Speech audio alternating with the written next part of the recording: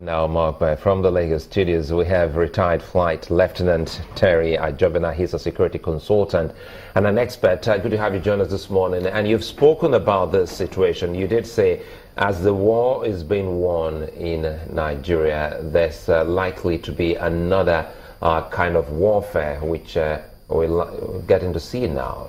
Take us through what you came up with at that time. Thanks for having me. Well, like you rightly said, it was obvious that there is going to be, the truth about it is, the objective, these people are not hung up on a specific method of carrying out their attacks or their activities.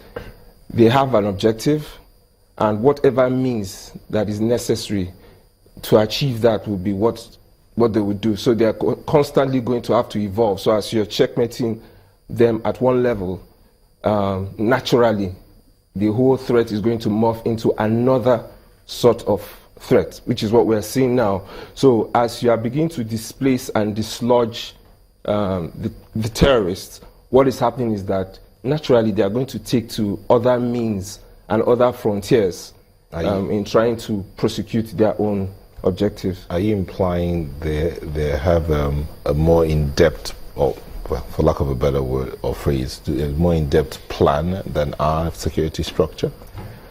One thing you must give them credit for is that they are dynamic. I won't say they are more dynamic than us, because that would be giving them undue hype. But the truth is, any group of people who are that focused and that determined to prosecute their own activities will naturally source or seek for other ways to carry out their activities.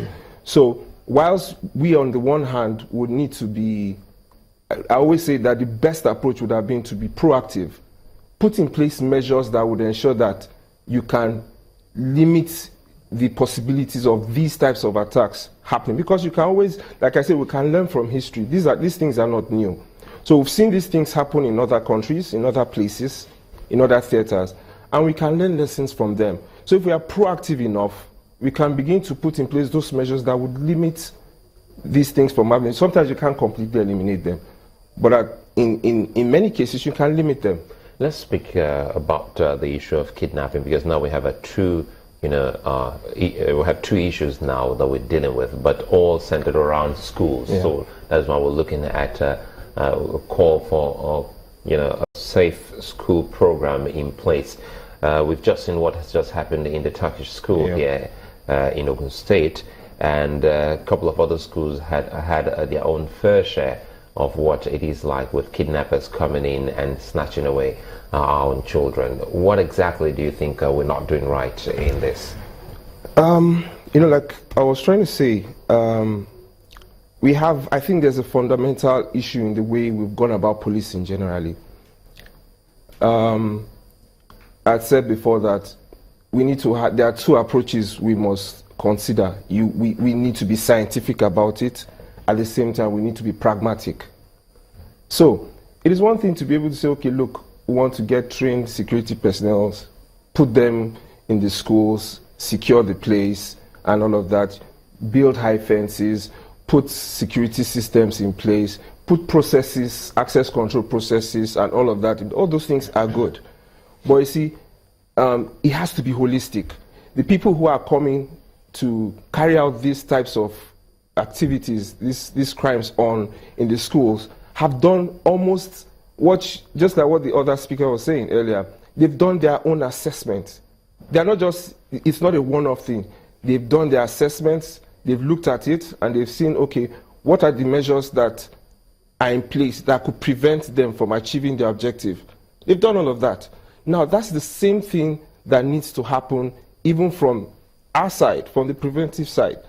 We've always talked about security being in layers and having those layers interact with themselves. So it is one layer to say, okay, we are protecting the schools.